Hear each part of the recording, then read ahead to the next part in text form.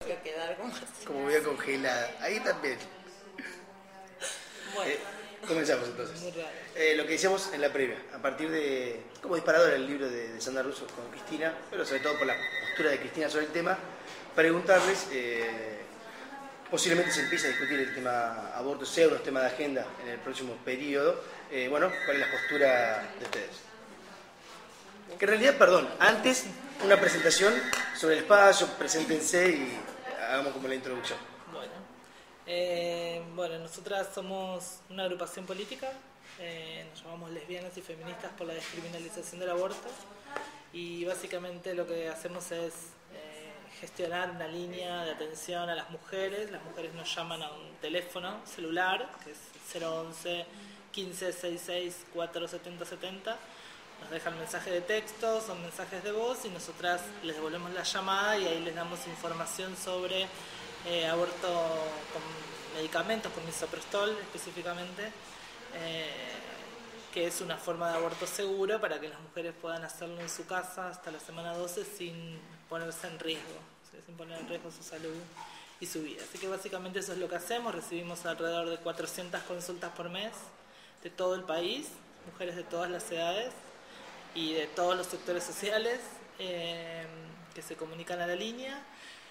Y bueno, a partir de eso vamos pudiendo como trazar lo que es el mapa del aborto, ¿no? En Argentina, y lo que significa un poco el negocio del aborto por un lado, el aborto clandestino por un lado, por otro lado lo que le pasa a las mujeres cuando buscan abortar, cuáles son las cosas a las que se enfrentan, las mafias, los obstáculos, los facilitadores a los que se van enfrentando, y con todo eso vamos trazando distintos proyectos políticos en busca de conseguir la legalización de la despenalización y legalización del aborto, y también el acceso igualitario al aborto, ¿no? Que no tiene por qué ser exactamente lo mismo. Ok, entonces, hecha la introducción, nada de esto, ¿cuál es la postura, digamos, qué discusión llevarían ustedes como propuesta al debate que se viene en torno al tema? Bueno, nos parece que los planteos por la igualdad en el acceso al aborto son los que tienen que discutirse en el Congreso. Nos parece que incluso la discusión como se está llevando a cabo ahora es directamente gorila, no se ha incluido a los movimientos sociales en el debate, y además ahora se propone seguir con ese debate medio a contramano de lo que está pasando. Los proyectos de ley, por ejemplo, proponen uno legalizar el aborto hasta la semana 12, otro de Nuevo Encuentro, que nosotras trabajamos para ese proyecto, propone legalizar hasta la semana 14. Este proyecto nos parece que por tener más plazo es el que va a posibilitar incluir a más mujeres, pero nos parece, por ejemplo, que hay mucho que discutir de las formas en que las mujeres abortan. Creemos que está todavía muy instalada la visión del aborto quirúrgico, y un aborto muy paternalista, sobre todo, que no contempla las necesidades y las posibilidades de las mujeres. Contemos brevemente el proyecto de Nuevo Encuentro. ¿En qué consiste? Es muy parecido al otro, en realidad. ¿Solamente cambia el tema de las semanas? Sí, cambia el tema de las semanas y cambia otro tema que tiene que ver con malformaciones fetales. ¿Sí? Eso te da la pauta de que se está haciendo un proyecto de ley mirando más al feto aún que a las mujeres, y bueno, ese es un sesgo que comparten todos los proyectos. El de Nuevo Encuentro nos parece que tiene cosas buenas. El de la campaña por el derecho al aborto legal nos parece que tiene otras cosas que son mejores en ese sentido. ¿Cuáles? Como por ejemplo esto, que no limita a la viabilidad de vida extrauterina la cuestión de las malformaciones. A la línea llaman mujeres que abortan de todas las maneras posibles, y creemos que muchas, y sobre todo las más vulnerables, todavía tendrían que abortar bajo las mismas condiciones de violencia muy parecidas, aunque cualquiera de esos dos proyectos de ley se aprobara. Entonces, el acceso igualitario a métodos de aborto que sean seguros y que realmente sean baratos, como es el aborto con misoprostol, creemos que es una forma de poder garantizarle a las mujeres un acceso realmente igualitario. Sí, digamos que la discusión del aborto, por eso te decía yo al principio, bueno, que la despenalización y la legalización no siempre depende cómo se refleje en el debate, cómo se refleje finalmente en la ley. Van a dar cuenta del acceso igualitario, no, un poco lo que explicaba Lu, y también decir que, digamos, esta visión del aborto quirúrgico, que es como una visión antigua respecto del aborto en los países donde el aborto es legal, ahora lo que se usa es el misoprostol, por muchos motivos, por un motivo de seguridad, de elegibilidad, las mujeres lo eligen, y además por una cuestión de costos, digamos, ¿no? Porque para el Estado es mucho más barato. Pero bueno, esta posición, esta visión del aborto introduce algunos actores al debate, como los médicos, especialistas, la posición de los hospitales o la posición de lo que son más digamos, universidades, digamos, y menos la visión de las mujeres, digamos, ¿no? Que son las que hace 20 años descubrieron el misoprostol en América Latina, hace 30 años en América Latina el misoprostol lo descubren las mujeres como abortivo y lo empiezan a usar. Es un analgésico, en realidad. Es un protector gástrico. Claro. Para eso se inventó, pero las mujeres lograron como... O sea, usándolo se dieron cuenta que era abortivo y que no se morían. Ese era el punto, ¿no? Entonces la Organización Mundial de la Salud ahí decide, cuando ve estos resultados de la práctica, decide investigar el misoprostol, y bueno, hoy por hoy es el único método que, según la Organización Mundial de la Salud, las mujeres pueden usar solas en su casa hasta la semana 12. Es el método más usado por las mujeres pobres, digamos, ¿no? Por las mujeres trabajadoras, digamos, ¿no?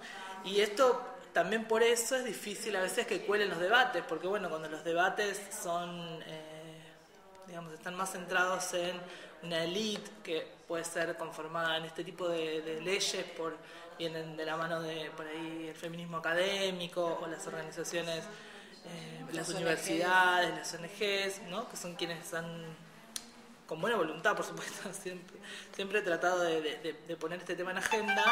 Se borronea como, bueno, esta otra experiencia, que es la experiencia de las mujeres. Y los debates piensan, ¿no?, más que nada en la operación, digamos. Claro, digamos, están más centrados en eso.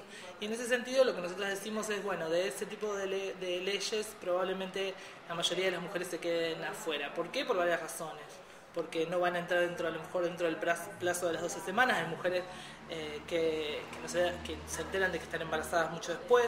También hay una cuestión del conocimiento de la ley, ¿no? O sea, incluso hay mucha dificultad para que las mujeres de los sectores más populares se enteren de que la ligadura de trompas es legal, ¿no? O sea, bueno, cuando las mujeres se enteran o sea, ¿cómo se hace para que las mujeres se enteren que esto es una práctica que pueden hacerse en los hospitales? Y después la violencia médica, ¿no? O sea, digamos, nosotras tenemos muy claro que en la línea nos pasa, las mujeres más jóvenes y las más pobres no quieren ir al médico, no quieren ir a hacer ni siquiera una consulta, no solo hablar de aborto. Porque bueno, obviamente los hospitales han sido para las mujeres de los sectores populares lugares de represión y de tortura, digo. Entonces, por más que haya una ley que legalice así simplemente, bueno, esas mujeres no van a acudir al hospital tan fácilmente. Hace falta como muchos años de trabajo cultural. Entonces, nosotros lo que decimos es la despenalización y legalización, que creemos que el año que viene va a ser un tema y que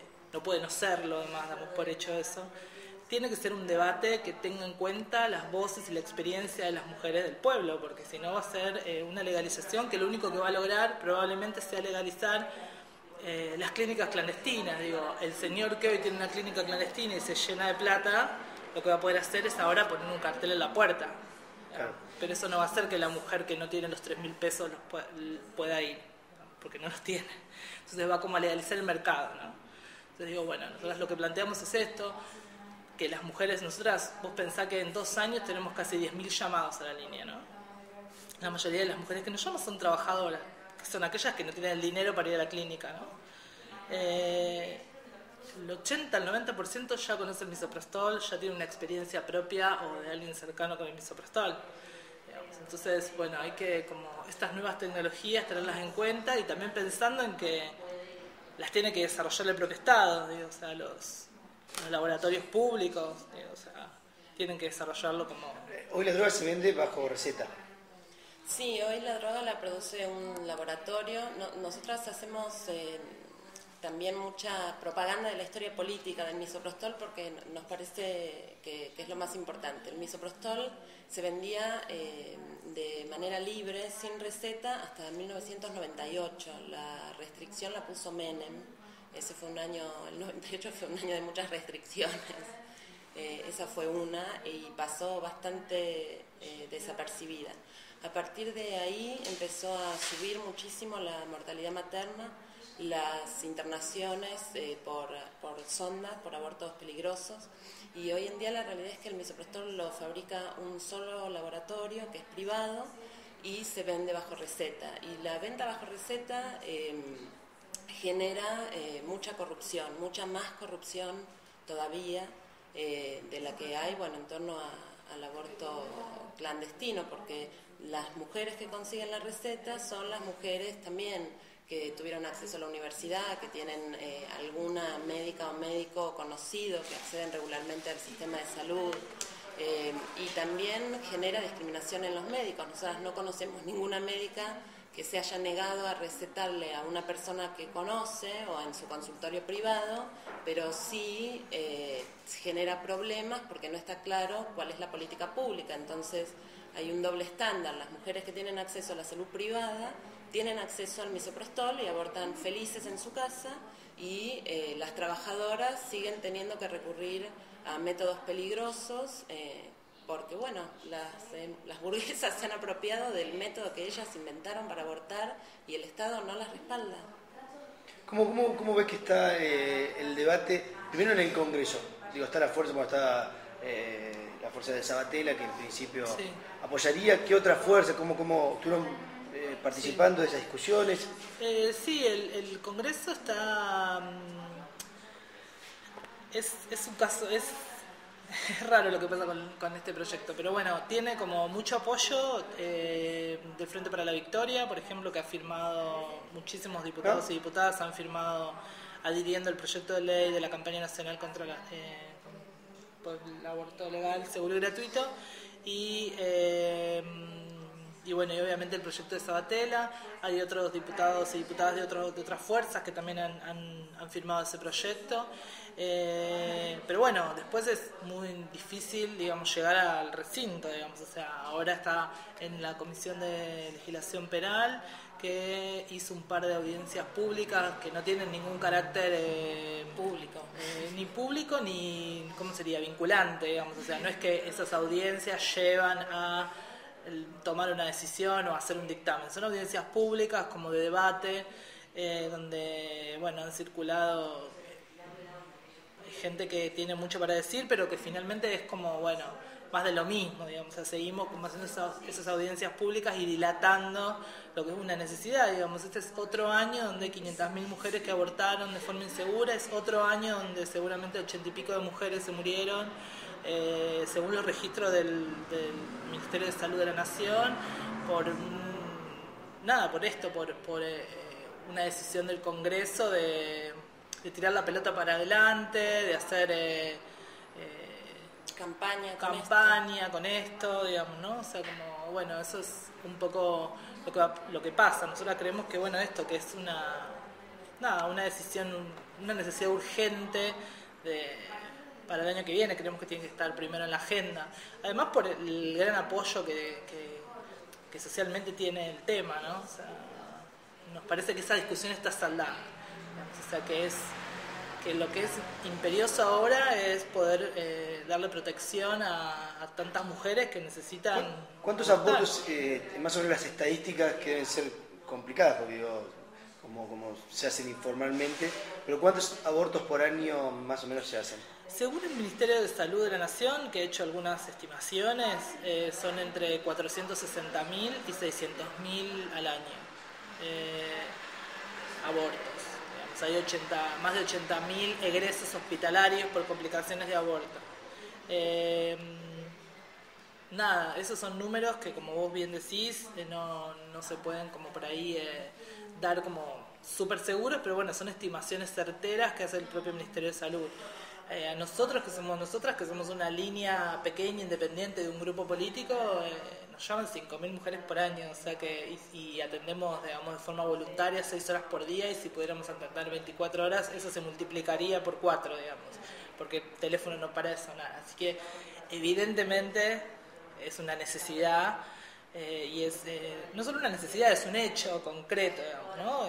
El hecho de que las mujeres abortan y que bueno, y que buscan cómo hacerlo de forma segura, digamos. No es que abortan de forma, o sea, sin pensarlo, sin preguntárselo, o de cualquier manera o a cualquier costo. Buscan la forma más segura. Algunas, el hecho concreto es que no tienen opción, digamos. O sea, ¿Y esto que decía de las 80 mujeres que mueren al año, también es un dato del Ministerio de Salud? son un dato del Ministerio de Salud. Es la primera causa de mortalidad de mujeres embarazadas. La mortalidad por complicaciones en abortos, ¿no? Nosotros, cuando hicimos nuestro primer informe, planteábamos que las muertes por abortos no son solo por causa del aborto, de la forma en la que se practican abortos las mujeres, sino también por culpa de la violencia médica, ¿no? Tenés que pensar que las 80 y pico de mujeres que se mueren son todas pobres,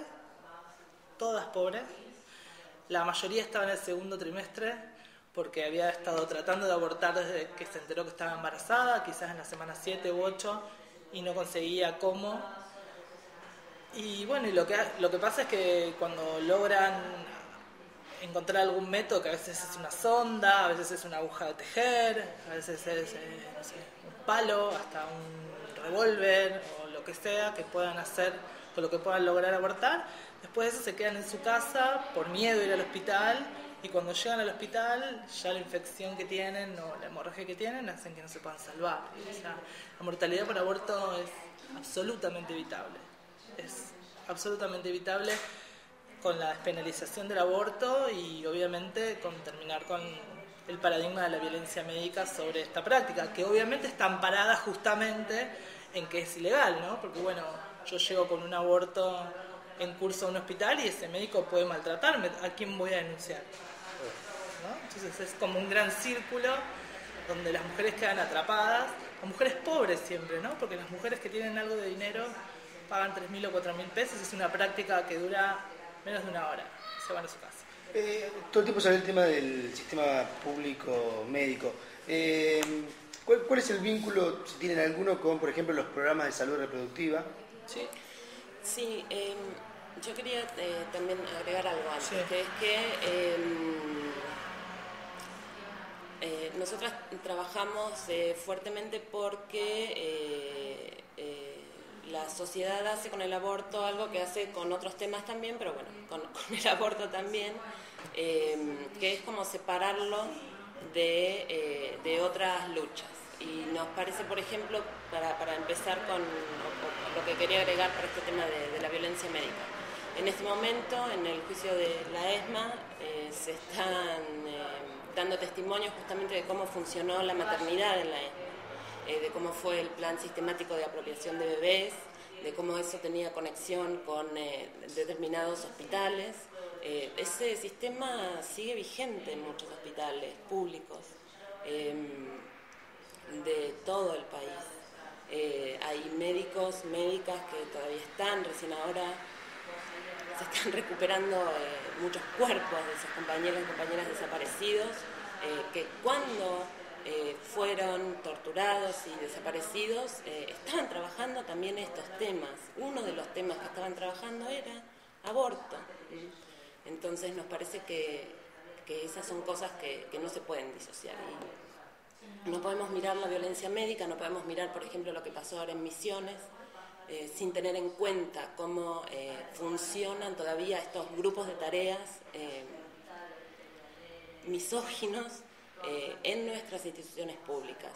Este gobierno ha hecho enormes avances por desarmar esos grupos de tareas. Creemos que en este frente de la salud también lo está haciendo y por eso confiamos plenamente en que va a ser el gobierno que legalice el aborto. Sí, y con los programas de salud sexual, nosotros trabajamos bien, en general tenemos... Digo, son receptivos a estos sí, planteos. totalmente, tenemos como buena relación, trabajamos, ellos, digamos, bueno, nada, dentro de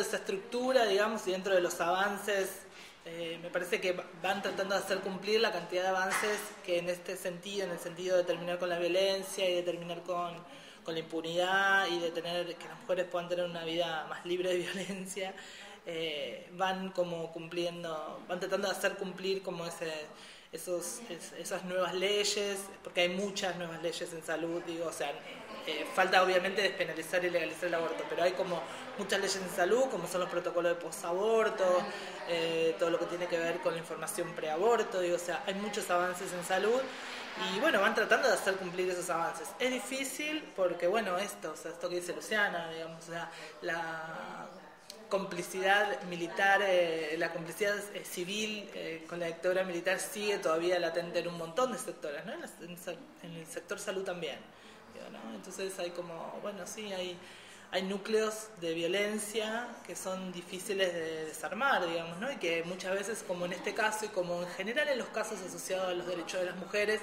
están como disfrazados de moral, de ética y de religión, ¿no? Si vos te pones a pensar, es en general en todos los temas que están asociados a los derechos sexuales de las mujeres, la religión tapa la violencia, digamos, ¿no? Porque bueno, las mujeres seguimos en el fondo de la cultura, en muchos lugares seguimos atadas a los permisos de la iglesia, ¿no? No le pasa esto a los varones, ¿no? Que ya han logrado como ser sujetos civiles, ¿no? Ya es una cuestión de derechos individuales, ¿no? Nosotros todavía seguimos atadas a la moral católica en el fondo, ¿no? Entonces es como, bueno, desatar esos nudos es un problema, es un trabajo.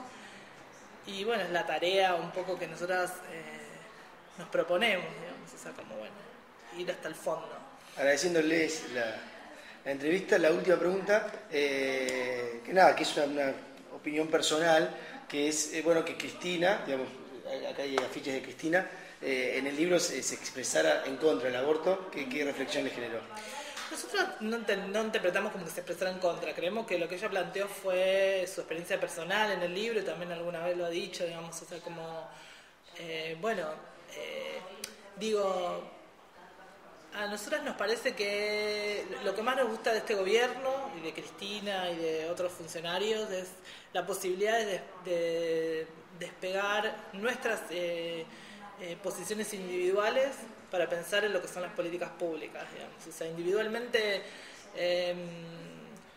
cada uno puede pensar, cada uno y cada una puede tener un montón de posiciones y pensar un montón de cosas sobre lo que haría o no haría con su vida, digamos, ¿no? Que obviamente esas posiciones están atravesadas por la clase en la que uno se mueve, por la historia que uno ha tenido y por las posibilidades que tiene de pensarse en un contexto o en otro, digamos. Pero bueno, hay una realidad muy concreta, que es que las mujeres abortan, que abortan mucho, que abortan por diferentes motivos y que, bueno, necesitan tener protección en términos de libertades, ¿no? Incluso, o sea, como necesitan tener protección para poder ejercer la libertad de decidir, digamos, de pensarse, de imaginarse en su futuro y bueno, y también obviamente cada una decide, incluso cuando una decide abortar, decide también según el contexto en el que está, según su pasado, su presente y su futuro, entonces nadie puede juzgar eso. Me parece que esa es la posición un poco del gobierno y me parece que eso está bueno, poder separar las políticas públicas de las creencias personales, que todas las tenemos. Y que, bueno, a mí a veces cuando me preguntan en alguna radio... De hecho, Aníbal Fernández medio ha dicho algo sí, parecido. claro. Cuando a mí me han preguntado en algún medio qué pienso yo, he dicho siempre lo mismo, que es que a nadie le importa... ¿De qué les sirve a las mujeres que por ahí lean esta nota o escuchen un medio qué es lo que pienso yo o qué es lo que haría yo? No les sirve de nada, digamos. Solo sirve para seguir juzgando y para seguir prejuzgando y seguir discriminando, digamos. O sea, lo importante acá es que todos tenemos que tener el derecho a decidir qué hacer o no, y en eso está la libertad, digamos. ¿Luciana? Yo quería solo agregar que qué pena que Sandra Russo no le preguntó a Cristina si alguna amiga de ella había abortado, porque seguramente sí, y hubiera sido muy interesante también saber la opinión de Cristina respecto de eso, ¿no? Porque también está la experiencia individual, que es donde siempre se quiere meter el aborto, pero es una experiencia colectiva. Las mujeres cuando llaman a la línea no están solas, en general buscamos apoyo en otras compañeras, y según las cifras oficiales, cada mujer aborta ilegalmente 2 veces en su vida, con lo cual siempre está bueno pensarlo eso, no solo como una experiencia aislada, sino como una experiencia colectiva. Y por otro lado, lo que quería decir es que las mujeres no están esperando que se legalice el aborto para abortar. Ya se dieron un método seguro de abortar, ya nos dimos un método seguro de abortar, que es el misoprostol, y la pelea es porque ese misoprostol, la pelea es contra las corporaciones. El misoprostol tiene que ser de producción pública porque es un método que las mujeres populares inventamos para poder abortar aún en situaciones de la mayor clandestinidad y represión, para poder decidir sobre nuestras vidas, y es una herramienta de libertad. Entonces queremos conservarla, y la ley que salga del Congreso tiene que lograr eso, si no va a ser una ley tan gorila como la actual.